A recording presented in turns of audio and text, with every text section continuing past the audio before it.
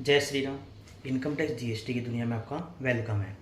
एक क्लाइंट मेरे पास आया, उसने बोला सर कि मेरा जो टीडीएस है अंडर सेक्शन 194 जी में डिडक्ट हुआ है।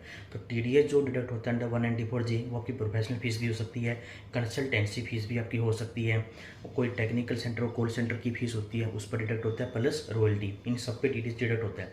तो मैंने उसको कहा कि 44 एडीए का मतलब ये नहीं होता कि लोगों की थिंकिंग क्या है, अगर टीडीएस आपका डिडक्ट होता है अंडर सेक्शन 194 जी, देन वो क्या करते हैं, ऑप्ट कर लेते हैं section 44 ADA, that is for professional. But ऐसा नहीं है कि अगर 194 जी में टीडीएस कटा देन आपको 44 ADA एप्लीकेबल हो जाएगा।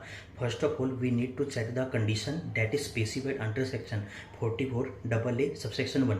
उसमें क्या लिखा गया, अगर आप डॉक्टर हो या लॉयर हो, आर्किटेक्ट हो, इंटीरियर डेकोरेटर हो, इंजीनियर हो, चार्टर्ड अकाउंटेंट हो, कंपनी सेक्रेटरी हो, कोस्ट मैनेजमेंट अकाउंटेंट हो, या टेक्निकल कंसल्टेंसी की सर्विस देते हो, या इंफॉर्मेशन टेक्नोलॉजी, या फिल्म आर्टिस्ट, ये जो प्रोफेशन मैंने आपको बताया 10-12, अगर आप इन प्रोफेशन में अंगेज हो, आप doctor, advocate, CS, CMA, technical consultancy, information technology, आप फिल्म आर्टिस्ट हो, तो अगर आप इन प्रोफेशन में स्पेसिफाइड हो then you are eligible to opt the section 44 ADA। अब मान लो कोई नॉर्मल पर्सन है, वो क्या करता है, CA वाली सर्विस देता है, like ITR filing, GST return filing, ROC filing, जिसमें किसी भी CS के सिग्नेचर नहीं होते।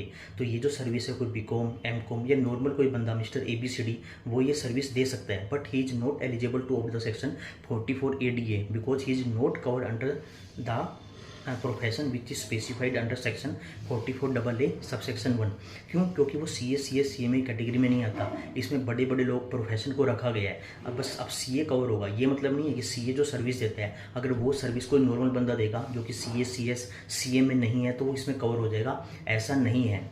आपके पास ये प्रोफेशनल डिग्री होनी चाहिए, then you are eligible to opt 44 ADA। तो उसने क्या किया, अपनी ITR 44 ADA सेक्शन में फाइल कर दी, वो इन कैटेगरी में फॉल नहीं हो रहा था, जो कि रॉन्ग था। तो उसको एडवाइज करके हमने उसकी ITR को रिवाइज किया, ITR 4 में 44 ADA ऑप्ट किया, उसको उठा के हमने 44 AD लगाया। अब आता है, ठीक है, तो हमने उसके ऊपर क्या किया, normal section that is 44 AD के अंदर हमने उसकी ITR को फाइल करवाया इंस्टीड ऑफ 44 ADA, क्योंकि स्पेसिफाइड प्रोफेशन के लिए, सभी प्रोफेशन के लिए।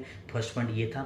सेकंड, 194 जे में TDS डिडक्ट हुआ, इट डज नॉट मीन कि आपके ऊपर 44 ADA सेक्शन एप्लीकेबल हो जाएगा। अगर आप स्पेसिफाइड प्रोफेशन हो तभी 44 ADA एप्लीकेबल होगा। सेकंड मेन इंपॉर्टेंट पॉइंट, अगर आप इंडिविजुअल हो, partnership firm, in form of resident, तभी आप ADA ऑप्ट कर सकते हो। इसके अलावा आप LLP हो, HUF हो, नॉन रेजिडेंट हो, तो आप 44 ADA ऑप्ट नहीं कर सकते। आज के लिए इतना ही। कोई भी डाउट हो तो कमेंट करके पूछ सकते हो। Thank you.